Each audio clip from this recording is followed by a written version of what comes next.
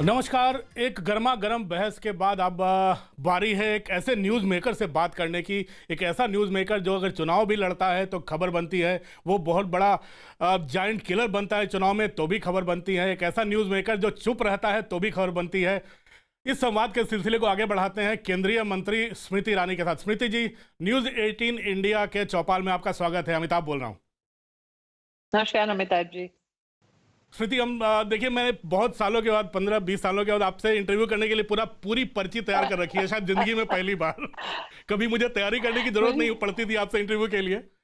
अब आप नहीं, केंद्रीय मंत्री मेरे हो तो लिए कुछ सोच बहुत ही समझ के पूछना पड़ेगा। बड़ा सौभाग्य है। मेरे लिए बहुत बड़ा सौभाग्य है कि आप जैसा एक वरिष्ठ पत्रकार मुझे लायक समझता है कि मेरे से बात करने के लिए आपको तैयारी करनी पड़े। और मुझे नहीं लगता मोदी सरकार में कोई भी मंत्री जो आपसे परिचित हो अथवा जिसको IBN 7 कवर करता हो, उसके साथ बातचीत और संवाद करने के लिए कोई मशक्कत करनी पड़े। मुझे लगता है कि प्रधानमंत्री जी का 6 साल का जो एक सिलसिला रहा है, वो अपने आप में जनता के समक्ष संवाद को नई तरह से परिभाषित करता है। तो मैं तो अपने आप को सौभाग्यशाली समझती हूँ कि आज एक बहुत ही वरिष्ठ पत्रकार ने मुझे आमंत्रित किया है इस डिजिटल चौपाल पर। स्मृति, अब बातचीत का सिलसिला शुरू करते हैं। हम सबसे पहले कोरोना के संकट पे बात करते हैं। कोरोना का संकट काफ़ी बड़ा समय रहा। प्रधानमंत्री ने खुद फ्रंट से लीड किया। मैंने देखा आप फरवरी से ही लोग बोलते हैं कि सरकार जागृत नहीं हुई थी इस मामले को लेकर, लेकिन मैंने देखा है आपकी टेक्सटाइल मिनिस्ट्री फरवरी से ही इस मामले में काम कर रही थी। तो कितना मुश्किल रहा ये संकट का काल, और अब आपको लगता है कि भारत उभर कर आया है, दुनिया के एक शक्तिशाली देशों में आत्मनिर्भर भारत की ओर हम बढ़ चुके हैं? संवेदनशीलता की एक नई मिसाल भारत ने प्रस्तुत की और संघर्ष के समय में राष्ट्र हित के साथ साथ अंतर्राष्ट्रीय समुदाय में मानवता को भी नए रूप से भारत ने परिभाषित किया। मुझे लगता है 60 से ज्यादा राष्ट्रों तक हाइड्रोक्सी क्लोरोक्विन और जरूरत के सामानों को पहुंचाना भारत में आप उसको कोविड डिप्लोमेसी की दृष्टि से देखना शायद उचित नहीं होगा। वसुधैव कुटुंबकम की हमारे समाज में, हमारे राष्ट्र में परंपरा सी रही है। मुझे लगता है उसको ही फलीभूत करते हुए कोविड का ये काल राष्ट्रीय और अंतर्राष्ट्रीय स्तर पर भारत को एक नई भूमिका में देख रहा है। लेकिन ये भी कहना उचित होगा अमिताभ जी कि अभी तक खतरा पूरी तरह से टला नहीं है। मैं आभार व्यक्त करती हूँ आज आपके प्लेटफॉर्म के माध्यम से हिंदुस्तान के हर एक नागरिक को, जिन्होंने प्रधानमंत्री जी के आह्वान को स्वीकारा।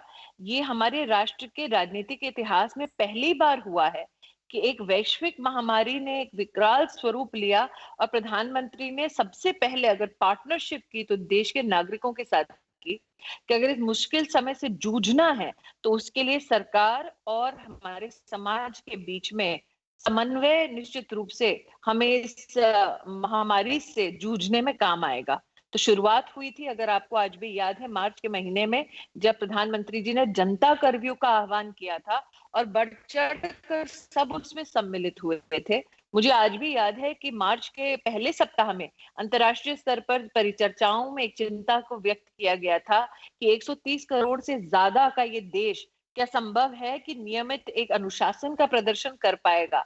क्या संभव है कि जो हमने मेडिकल फील्ड में चीजों की कमियों को देखा यूरोप में, हमने देखा यूनाइटेड स्टेट्स में, हमने देखा UK में, इटली का वो दृश्य आज भी मुझे लगता है कोई भूला नहीं पाया है, जिसमें डॉक्टर्स PPE की मारामारी कर रहे थे, बार बार ये निवेदन कर रहे थे कि उनको प्रोटेक्टिव गियर और सारा मेडिकल फैसिलिटी का सामान पहुंचाया जाए। तो कहीं ना कहीं प्रधानमंत्री जी का एक धैर्यशील, संवेदनशील स्वभाव और प्रदेशों के साथ का तालमेल, और मैं इसमें आभार व्यक्त करना चाहूंगी कि हमारा जो प्राइवेट सेक्टर है वो भी समन्वय के साथ एकजुट होकर हमने इस महामारी का सामना किया है। लेकिन ये कहना उचित होगा कि अब भी खतरा पूरी तरह से टला नहीं है। 2 गज की दूरी जो प्रधानमंत्री जी का निवेदन रहा है और फेस मास्क, फेस कवर का जो उनका निवेदन रहा है, उसको हमें तत्परता से उसका पालन करना चाहिए आज भी। स्मृति, फरवरी और मार्च में हमने देखा कि मास्क, डुप्लीकेट मास्क की बात हो रही है, मास्क धोकर दोबारा बेचने की बात हो रही थी। हमारे देश में मास्क की कमी थी, PPE किट्स था ही नहीं हमारे पास, वेंटिलेटर्स की कमी थी। क्या किया आप लोगों ने? इतने 3 महीनों में हम मास्क भी एक्सपोर्ट करने लगे हैं। प्रधानमंत्री जी के नेतृत्व में अधिकारियों की एक बहुत बड़ी टीम बनाई गई, चाहे वो स्वास्थ्य विभाग से हो, टेक्सटाइल विभाग से हो, और कैबिनेट सेक्रेटेरिएट के नेतृत्व में प्रधानमंत्री कार्यालय ने प्रदेशों के साथ भी समन्वय किया। हर जिले की क्या दरकार है उसको सुनिश्चित करवाया। जिले की दरकार के साथ-साथ प्रदेश की सरकारों के साथ संवाद के माध्यम से डेली कहीं न कहीं तुलनात्मक हम लोग असेसमेंट करते थे कि जो लक्ष्य है उसकी पूर्ति में कितना समय बचा है अथवा कोई कोई कठिनाई तो नहीं है। आपने पीपीई का उल्लेख किया है तो ये सत्य है कि फरवरी माह में जब आप 70 साल का हमारा इतिहास देखें तो हमने एक भी पीपीई का सूट देश में कभी नहीं बनाया। और ये टेक्नोलॉजी ऐसी है कि जिसको कम से कम 40 सप्ताह लगते हैं फलीभूत होने में, इंडस्ट्रियल और कमर्शियलाइज होने में। और फरवरी के माह में, जनवरी से ही इसके ऊपर पड़ताल हम लोगों ने शुरू की थी कि अगर विदेश से भी लाना हो तो हिंदुस्तान की दरकार कितनी है। फरवरी के माह में इस बात का सबको संज्ञान हुआ कि देखिए इंटरनेशनल बॉर्डर सील होने वाले हैं और हर देश अब अपने आप पर निर्भर है, तो क्या हिंदुस्तान अपनी निर्भरता को विदेश पर कम करते हुए आत्मनिर्भर बन सकता है, चाहे वो वेंटिलेटर हो चाहे पीपीई हो। मेरा सौभाग्य रहा कि टेक्सटाइल्स मंत्रालय ने जितने भी हमारे यहाँ पर साइंटिफिक और टेक्नोलॉजिकल हमारा जो एक्सपर्टीज है उसको, हमारे प्राइवेट सेक्टर के सामर्थ्य को हम सब एकजुट एक छत के नीचे कर पाए। मार्च के पहले सप्ताह में हमारे पास एक ही लैब था टेस्टिंग के लिए। हमने डीआरडीओ, रक्षा मंत्रालय के साथ प्रयास करके देश में 9 जी। लैब स्थापित किए मात्र 10 से 15 दिन की अवधि में। फिर हमने प्रदेशों में जाके एक-एक रॉ मटेरियल ढूंढा, एक-एक फैक्ट्री ऐसी ढूंढी। और आपको याद होगा अमिताभ जी, तब लॉकडाउन था तो एक याद भी है। लेबर का मूवमेंट अलाउड नहीं था, एक भी फैक्ट्री ऑपरेट नहीं कर रही थी।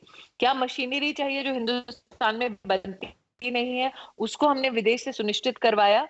और मार्च के अंत तक जहां पर एक भी कंपनी नहीं होती थी, उसको अगर आज से आप कंपेयर करें तो आज हिंदुस्तान की 1200 कंपनियां पीपीई सूट्स न सिर्फ बना रही हैं, देश की जो दरकार है उसको हमने मात्र 2 महीने में पूरा किया। और आज हिंदुस्तान मात्र 3 महीने की अवधि में विश्व का सेकंड लार्जेस्ट, द्वितीय सबसे बड़ा पीपीई का मैन्युफैक्चरर बन गया। अब हम एक्सपोर्ट भी कर रहे हैं। स्मृति, एक और सवाल जोड़ना चाहूंगा। वायनाड से सांसद राहुल गांधी, कांग्रेस के पूर्व अध्यक्ष भी हैं। उनका कहना है कि जब उन्होंने फरवरी में आवाज उठानी शुरू की थी कोरोना के लिए, तब सरकार और तमाम लोगों ने उनका मजाक उड़ाया, और अब हमारे हमारे कोरोना पीड़ित 26 लाख से भी ज्यादा हो चुके हैं। मतलब सरकार ने ध्यान नहीं दिया। देखिए, हमें ये बात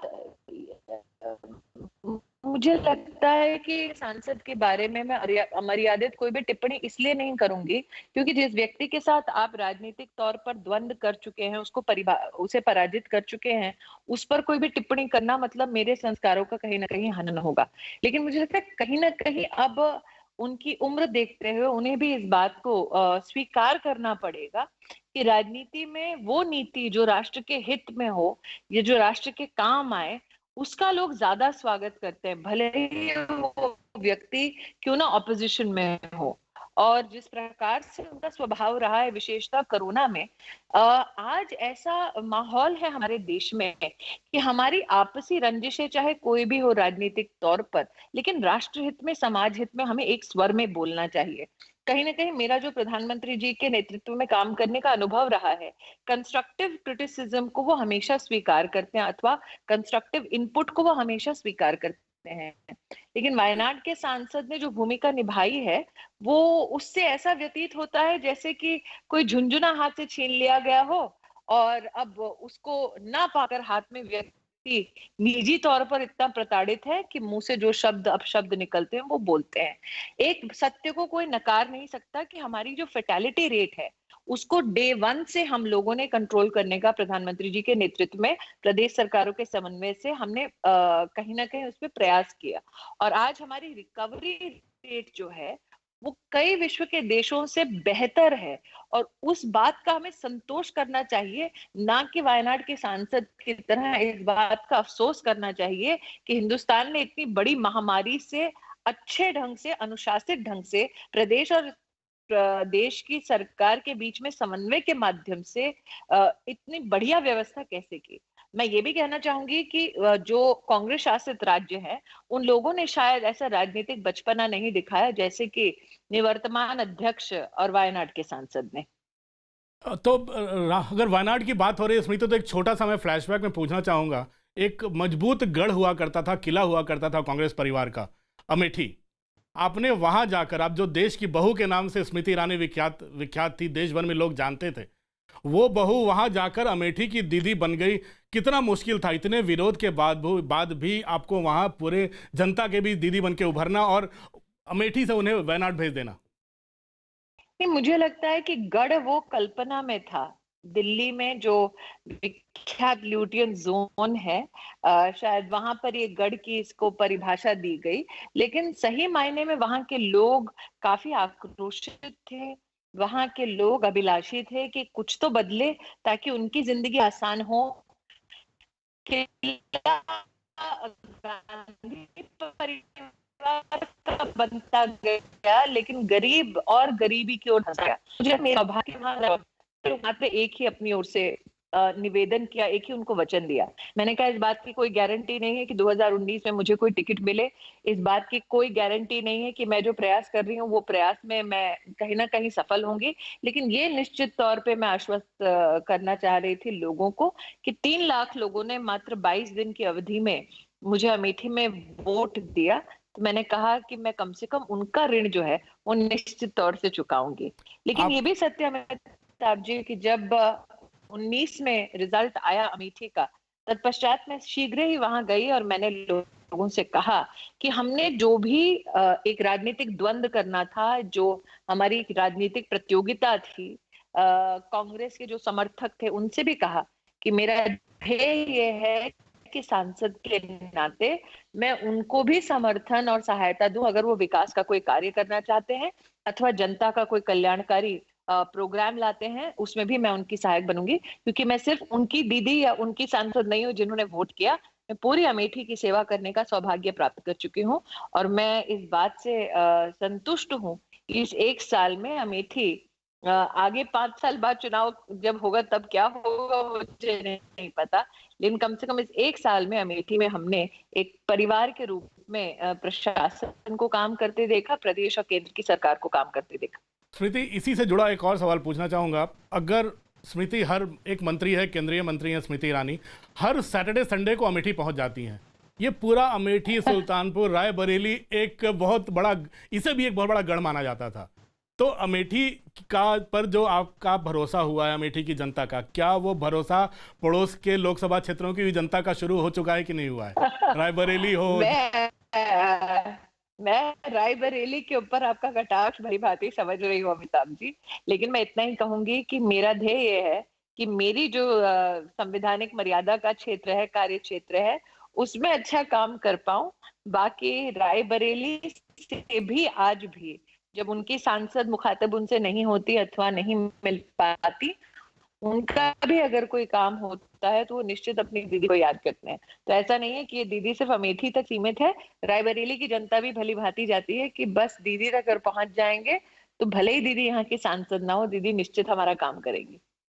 स्मृति, एक और मुद्दा अभी चल रहा है बेंगलोर में, जो राइट्स जैसा हुआ था जो देर रात आपने देखा, उसके बाद जिस तरह से फेसबुक पर सवाल उठाना शुरू किया है वह आपके विरोधी कांग्रेस पार्टी ने और वायनाड के सांसद राहुल गांधी ने, तमाम लोगों ने जो किया है, जेपीसी की मांग कर रहे हैं इसको लेकर कि फेसबुक केवल बीजेपी और आरएसएस चला रही है। क्या कहना चाहेंगे आप? क्या आप लोग मुझे लगता है राहुल जी से अगर आप कोई निश्चित रूप से बिना किसी टोका टोकी के बैठकर एक इंटरव्यू करेंगे अमिताभ जी, तब आपके ध्यान में आएगा कि उनकी अपनी कितनी मंशा, अपनी कितनी अंडरस्टैंडिंग है इन सब विषयों पर, और कितना उनको अगर लगता है कि एक पीआर कैंपेन बन सकता है, उस भांति इसको वो चलाते हैं। क्यों एक परिपक्व राजनेता का अभी तक उन्होंने कभी भी उदाहरण नहीं दिया है हमारे देश की राजनीति में।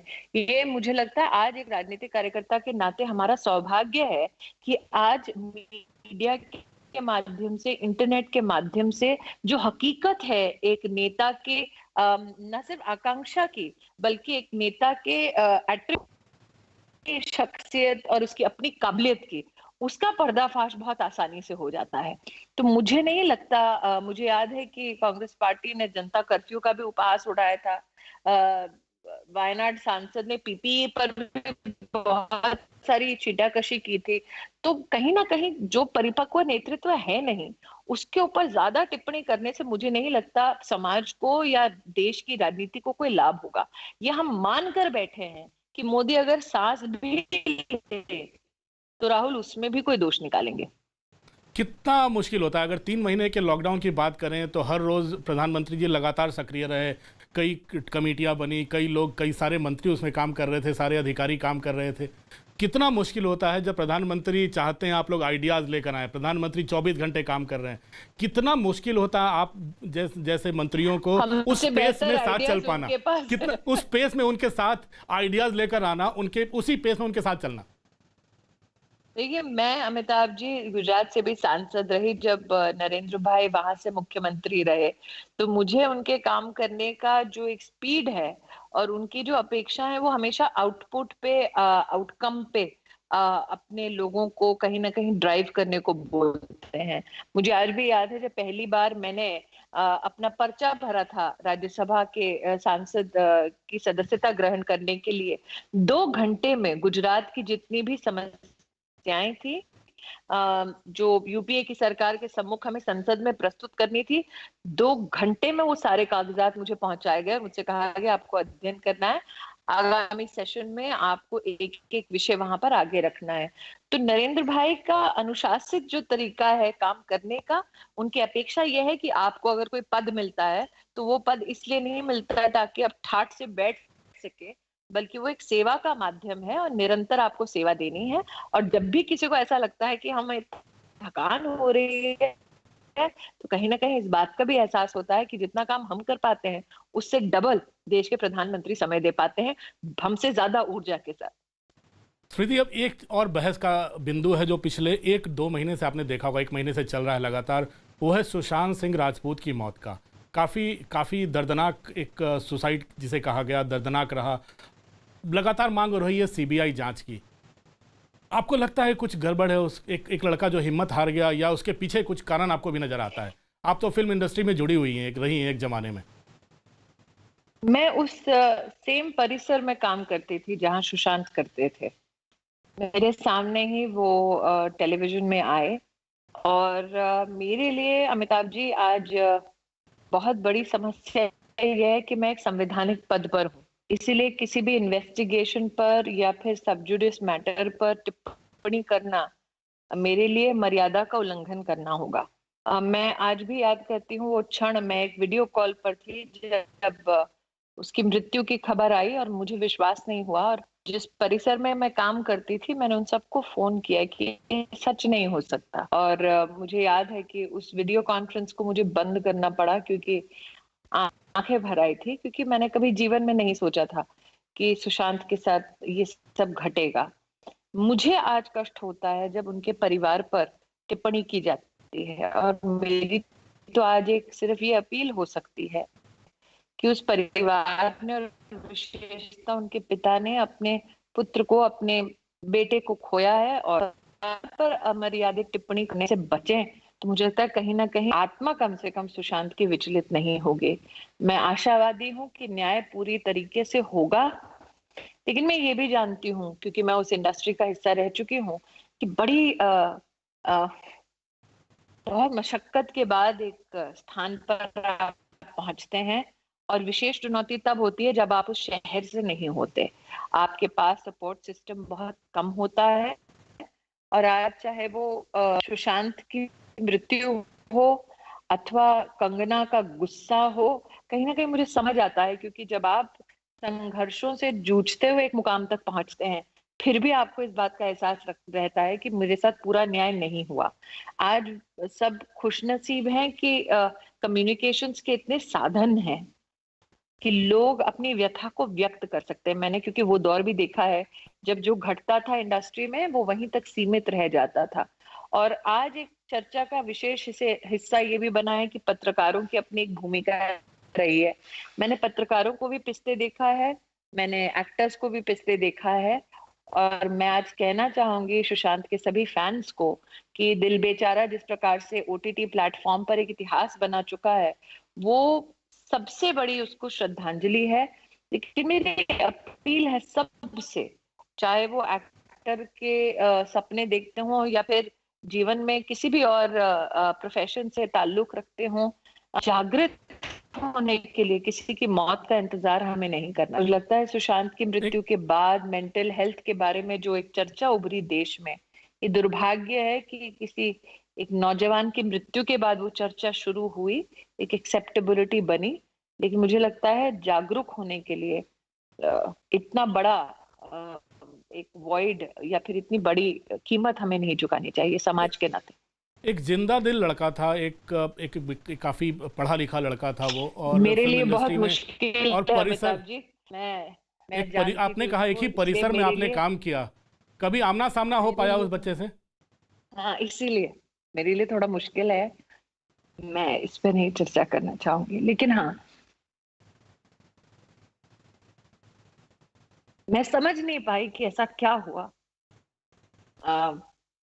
उसके साथ दो तीन लोग काम करते थे, और अमित साध जो अभी बहुत एक विख्यात एक्टर हैं ओटीटी पे, और मुझे याद है कि मैं घबरा के मैंने दो तीन लोगों को फोन किया, और उन्होंने कहा स्मृति तुम चली गई दिल्ली हम सब कुछ छोड़कर। और इस बात का मेरे लिए बहुत कठिन है ये सब चर्चा करना, क्योंकि मैं समझ नहीं पाई इतनी उम्मीदें, इतने सपने, और इतनी भविष्य में इतनी अपार संभावनाएं हैं कि मेरी समझ से परे है क्या हुआ। इसलिए मैं आपको भी आशावादी हूँ कि पूर्णतः न्याय हो, एक निष्पक्ष जांच हो।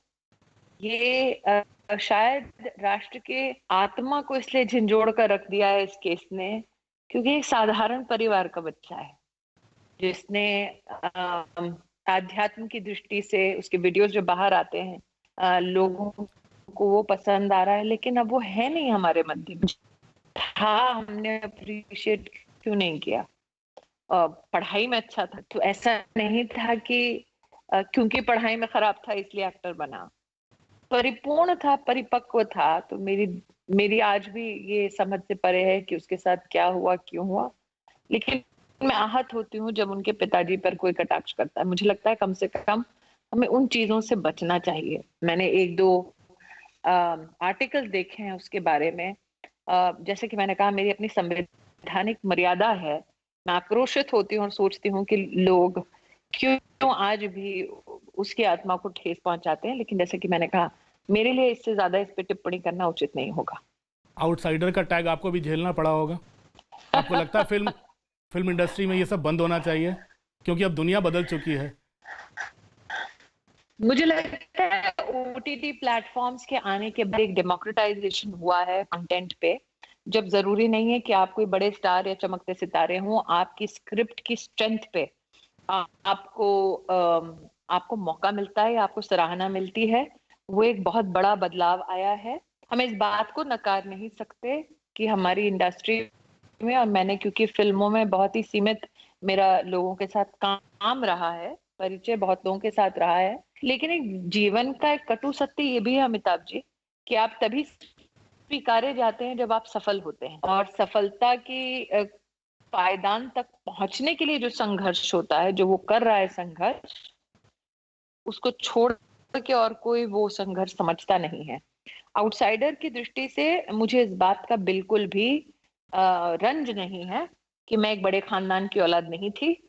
मुझे इस बात का बिल्कुल भी आक्रोश नहीं है कि मेरे स्ट्रगल में जिन लोगों ने उपहास उड़ाया या फिर जिन लोगों ने मुझे काम से दूर रखा, उनके प्रति मेरे दिल में बिल्कुल भी रंज नहीं। क्योंकि अगर वो कटुता दिल में होती तो आज प्रभु का इतना बड़ा आशीर्वाद मेरे साथ नहीं होता, आज मैं अमिति की दीदी नहीं होती। लेकिन कहीं ना कहीं ये स्वीकारना पड़ेगा कि स्मृति जी, इसमें यही तो दो ही चीजें हैं चीज़ जो है, इंसान को तोड़ देती। फिल्म इंडस्ट्री हो या राजनीति हो, आपने दोनों जगह बहुत मेहनत करके पहचान बनाई है। कम से कम राजनीति का तो मैंने देखा हुआ है, फिल्म इंडस्ट्री का भी मैं महसूस कर सकता हूँ कितनी मेहनत लगी होगी आपको। फिल्म इंडस्ट्री में सुबह 9 बजे से लेके अमिताभ जी अगली सुबह 6 बजे तक का काम करने का इतिहास रहा है निरंतर मेरा। मैंने हमेशा, मेरे पास ना कोई बड़ा घर है, ना मेरे पिताजी का बड़ा नाम है, लेकिन I can always outwork you. वो उसमें कोई आप मुकाबला 10 नहीं है। घंटे लेकिन काम लेकिन करेंगे, मैं एक चीज 20 और है, घंटे काम फिल्म इंडस्ट्री तो अभी दो टुकड़ों में बटी नजर आ रही है। एक तो कंगना लगातार बोल रही है आउटसाइडर इनसाइडर की बात, कई लोग उस पक्ष या विपक्ष बोल ही नहीं रहे हैं। जैसे सांप सूंघ गया हो कई लोगों को, क्योंकि कई बड़े बड़े लोग। देखिए देखिए वो एक आपको सत्य स्वीकारना पड़ेगा कि वो बिजनेस है। हम क्यों इस बात के भ्रम में बैठे हैं कि वो कोई परिवार है, एक बिजनेस है। कई लोग इस बात की इच्छा रखते हैं कि ये सब जब ठंडा पड़ जाएगा मामला, तो उनको नौकरियों की जरूरत होगी, उन्हें उन्हीं रिश्तों की जरूरत होगी जिनको आज राष्ट्रीय स्तर पर फटकार लग रही है। तो कहीं ना कहीं एक कड़वा सत्य बहुत सारे इंडस्ट्री के लोगों को भी एहसास हो रहा है। मुझे लगता है एक प्रकार की वर्किंग थी इंडस्ट्री में, जिसको आज जनता स्वीकार नहीं कर रही, क्योंकि सच बाहर आ रहा है। ये छिपा हुआ सच था जिसके बारे में पहले कभी चर्चा नहीं होती थी, लेकिन बहुत सारे ऐसे कलाकार हैं जिन लोगों ने इस कठिनाई, मुझे लगता है कहीं ना कहीं इस कठिनाई से वो उभरे। तो चाहे वो शेखर कपूर हो, चाहे मनोज बाजपेयी हो, कई कलाकार ऐसे हैं जिन्होंने कभी इसके ऊपर सार्वजनिक टिप्पणी नहीं की। इन लोगों ने अपना संघर्ष बिल्कुल किया और अपने बिल्कुल। टैलेंट के दम पर इन लोगों ने अपने आप को राष्ट्र में स्थापित किया। स्मृति, अभी अभी कल की ही घटना है, टर्की पहुंच गए थे आमिर खान और वहां पहुंचकर जिनसे मुलाकात की उसको लेकर काफ़ी देश भर में विवाद हुआ है। मैं ये नहीं पूछूंगा कौन क्या है, लेकिन इतना तो जरूर है कि अगर आप पब्लिक पर्सनालिटी हैं तो आप जहां जा रहे हैं कम से कम आपको इसका ध्यान रखना चाहिए कि पूरा देश आपको देख रहा है। देखिए, चाहे वो सीए हो, चाहे टर्की का ही विषय हो, इससे पहले भी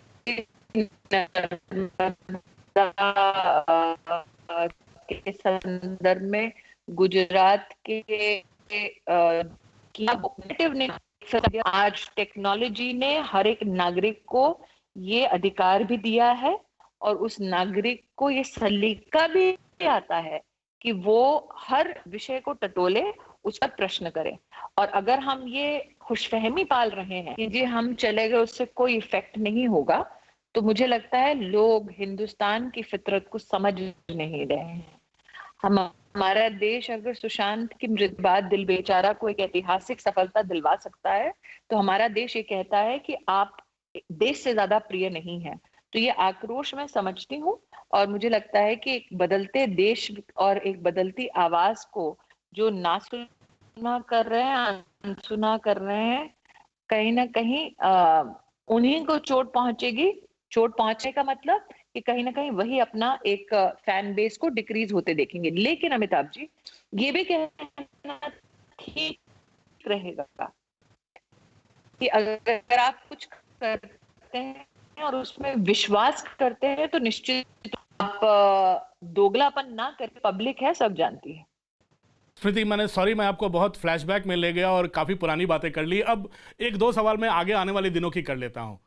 अब आत्मनिर्भर भारत की बात हो रही है, आत्मनिर्भर भारत का कॉल प्रधानमंत्री ने दिया है। कितना मुश्किल होगा गांव देहात तक जाकर वहां की जी, इंडस्ट्री को, जो कुटीर उद्योग हैं, उनको आगे बढ़ाना, उनको मेन स्ट्रीम में लाना, उनकी चीज़ों को बाहर एक्सपोर्ट करना। आपको लगता है ये आसान काम होगा?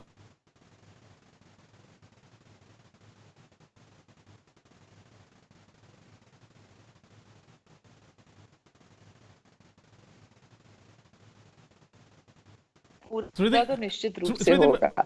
और मुझे लगता है राष्ट्र एकजुट हुआ है संकल्प के पीछे, क्योंकि जब हम क्या आत्मनिर्भरता की बात, तब ये नहीं इसमें हम जी जी अमिताभ जी नहीं, मैं ये आत्मनिर्भर भारत की बात कर रहे थे। प्रधानमंत्री ने कॉल दिया हुआ है और जी गांव तक इसीलिए उद्योगों को ले जाना है। इसीलिए दो तीन विषय कुटीर उद्योग की जब आप बात करते हैं, जो प्रधानमंत्री के नेतृत्व में ग्रामीण अंचल में विशेषता एग्रीकल्चरल रिफॉर्म आया है, मुझे लगता है उसको राष्ट्र के इतिहास में ग्रामीण अंचल को आर्थिक रूप से सुदृढ़ करने का सबसे ठोस कदम माना जाएगा। साथ ही जो आत्मनिर्भर भारत का पैकेज, उसमें विशेषतः एमसी सेगमेंट के लिए का पूरा का जो कार्यक्रम है, वो कुटीर उद्योग जो ग्रामीण अंचल में काम कराने गए लोग, वो अपने पैकेजिंग की दृष्टि से, क्वालिटी की दृष्टि से विश्व स्तर के साथ कंपेटिटिव बना रहे हैं, उसमें बहुत बड़ा उसका सहयोग होगा। तो मुझे लगता है कि आत्मनिर्भर भारत का जो एक उन्होंने निवेदन रखा है, एक आह्वान किया है, मात्र शब्दों तक अपने आप को सीमित नहीं किया है, चाहे वो फाइनेंस मिनिस्ट्री है, कॉमर्स मिनिस्ट्री है या एमएसएमई मिनिस्ट्री है, इन सबके साथ समन्वय से ही कार्य वर्तमान में चल रहा है। और चीनी चीनी सामान का जो बहिष्कार, चीनी सामान के बहिष्कार की जो बात हो रही है, मैं इतना ही कहूंगी कि प्रधानमंत्री जी का आह्वान है, आत्मनिर्भर बने, आइसोलेशनिस्ट हम ना हो, लेकिन जो उनके 15 अगस्त के भाषण को अगर आप बारीकी से सुने बिल्कुल। तो उन्होंने कहा न सिर्फ अपने लिए आत्मनिर्भर हो, बल्कि क्वालिटी का सामान ऐसा बनाए कि आप जगत भर में कि हिंदुस्तान में बना, ये जैसे पीपीई सूट्स का एक उदाहरण है कि आज जो पीपीई सूट्स हम लोग विश्व भर में एक्सपोर्ट कर रहे हैं, वो लेवल 4 का पीपीई सूट है। बाकी देशों से कम कॉस्ट पर हम लोग उसको दे सकते हैं।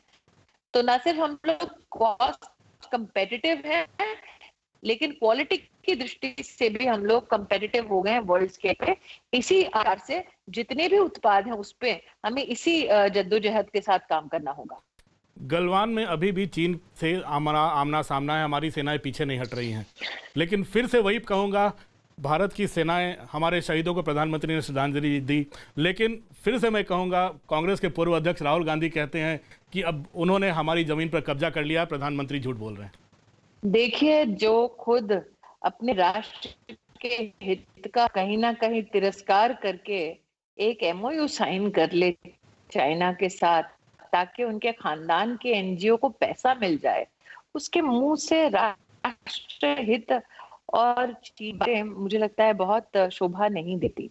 ये एक ऐसा परिवार है, जैसे कि मैंने अपने वक्तव्य की शुरुआत में कहा, उनके हाथ में 60 साल तक एक झुंझुना था, जिससे वो भारत की तकदीर और हिंदुस्तान की जनता के बारे में जो जी माए वो करते थे। ये एक नया हिंदुस्तान है, और ये नया हिंदुस्तान आगे कैसे बढ़ेगा वो निर्धारित राहुल गांधी नहीं करेंगे। यानी कि हम उम्मीद करें कि जो अर्थव्यवस्था चरमराई लॉकडाउन के चलते, जो उद्योग धंधे बंद हुए हमारे लॉकडाउन के चलते, जो आम आदमी का एक जो छोटा मोटा रोजगार होता है वो थोड़ा कमजोर पड़ा, ये सब चीजें हम कितने दिन उम्मीद करें उसमें? तो आप तो वैश्विक लगातार स्तर पे देखिए, कब अमिताभ पटरी जी पे आ जाएगी 31 जिंदगी? दिसंबर को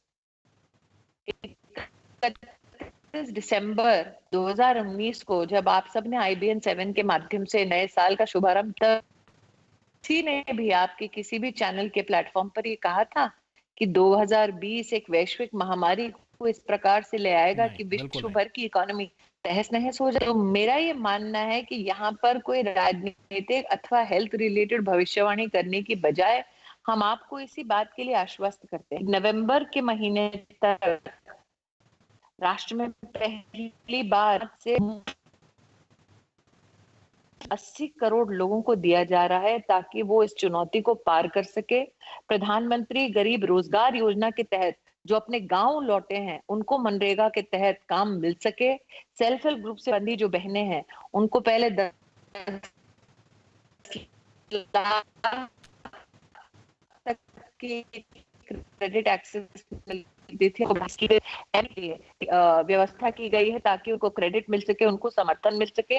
ये सरकार नरेंद्र मोदी के नेतृत्व में प्रतिबद्ध है कि चुनौती चाहे कोई भी आए, वैश्विक स्तर की या आपके ग्रामीण अंचल में कोई चुनौती आए, नरेंद्र मोदी की सरकार प्रतिबद्ध है कि उस चुनौती को झेलने के लिए, जूझने के लिए आप अकेले नहीं रहेंगे। जिनको भी थोड़ा सा भी इस विषय में संदेह है, वो कल्पना करे कि आज अगर गांधी खानदान दिल्ली के सिंहासन पर विराजमान होता तो देश का क्या हश्र होता। मैं नरेंद्र मोदी की सरकार की एक मंत्री होने के नाते मात्र यही आश्वासन दे सकती हूँ कि आप किसी भी चुनौती में अकेले अपने आप को नहीं पाएंगे। आपकी सरकार आपके साथ मिलकर हर चुनौती को समाधान तक ले जाएगी। लेकिन यही तो कहते हैं, राजस्थान में अगर गड़बड़ हुई, सचिन पायलट का विद्रोह हुआ, तो कहते हैं कि बीजेपी का हाथ है उसके पीछे, अमित शाह का हाथ है। देखिए, ये परिवार ऐसा है जिसका अपना घर बिखरता है तो भी वो किसी और को दोष देते हैं, और अपना घर संवारते हैं जो अपनी ही कुनीतियों की वजह से बिखरा है, तो कहते हैं कि मेरी ताजपोशी हो, क्योंकि देखिए मैंने अपना ही घर संवारा है। तो जैसे कि मैंने शुरुआत में ही कहा, जहां पर राजनीतिक परिपक्वता की कमी, वहां पर ज्यादा मेरा टिप्पणी करना सही नहीं होगा। लेकिन स्मृति, कई कांग्रेस के जो हमले हैं लगातार, राहुल गांधी हर रोज एक ट्वीट कर देते हैं, हर रोज एक ट्वीट ऐसा होता है जो सरकार पर निशाना होता है, हर रोज एक ऐसा ट्वीट होता है जो प्रधानमंत्री पर निशाना होता है, और बार बार ये कहते हैं कि सरकार झूठ बोल रही है, प्रधानमंत्री झूठ बोल रहे हैं। चाहे कोई भी मुद्दा हो, सुबह की बात राहुल गांधी के ट्वीट से ही शुरू होती है। मुझे लगता है कि अच्छी बात है कि राहुल गांधी मोदी जी को इतना स्मरण करते हैं, क्योंकि लोग कहा करते हैं अक्सर कि जब दुश्मन याद करे ज्यादा तो उम्र बढ़ती है इंसान की। मैं कहूंगी कि राहुल गांधी पर अमेठी की जनता, जो सो कॉल्ड गांधी परिवार का गढ़ था, जब उस जनता को विश्वास नहीं रहा, वो एक संकेत है कि राष्ट्र की जनता को भी ना उनसे कोई उम्मीद है, ना उन पर कोई विश्वास है। स्मृति, अब एक दो छोटे छोटे सवाल पूछूंगा। अब लॉकडाउन के चलते आप तो अमेठी जा नहीं पा रही होंगी, लेकिन यहाँ से आप काफ़ी लोगों की मदद कर रही है, हम लोग आपके सोशल मीडिया और ट्विटर पर हम लोग देख रहे हैं। क्या वहाँ की जनता आपको बोल नहीं रही कि अब तो आ जाओ? देखिए, मैं जानती हूँ कि जब बहनें बेटियां घर जाती हैं तो पूरा परिवार इकट्ठा हो जाता है। हम जानते हैं कि योगी सरकार ने, भारत सरकार ने कुछ मर्यादाएं सुनिश्चित की हैं ताकि क्राउडिंग ना हो, लेकिन इस दरमियान ताकि हम लोग अपने यहाँ पे नंबर्स को नियंत्रित कर सकें, हम लोगों ने एक हेल्पलाइन के माध्यम से लगभग 2 से 2.5 लाख लोगों तक निजी संपर्क किया। 70,000 लोगों को प्रदेश सरकार और विशेषतः रेल विभाग के साथ समन्वय से हम लोग अपने अपने गांव लौटा सके। और अमिताभ जी, हर दिन का मेरा क्रमशः एक प्रयास रहता है। मैंने अमेठी में शुरुआत की है ई चौपाल की। हर दिन के माध्यम से ग्रामवासियों के साथ और जिला प्रशासन के साथ, चाहे वो बिजली का खंभा क्यों ना टूटा हो, अथवा तार कहीं पड़ी गई हो, अथवा किसी को पेंशन की दरकार हो, हम लोग इन प्रयासों में जिला प्रशासन, प्रदेश सरकार के सहयोग से निरंतर वहां पर काम हम लोग जारी रख रहे हैं। स्मृति जोबिन ईरानी जी, आपका बहुत बहुत धन्यवाद, बहुत वक्त दिया आपने और हर मुद्दे पर बेबाकी से बात की। बहुत बहुत धन्यवाद न्यूज़ 8 इंडिया चौपाल पर आने के लिए।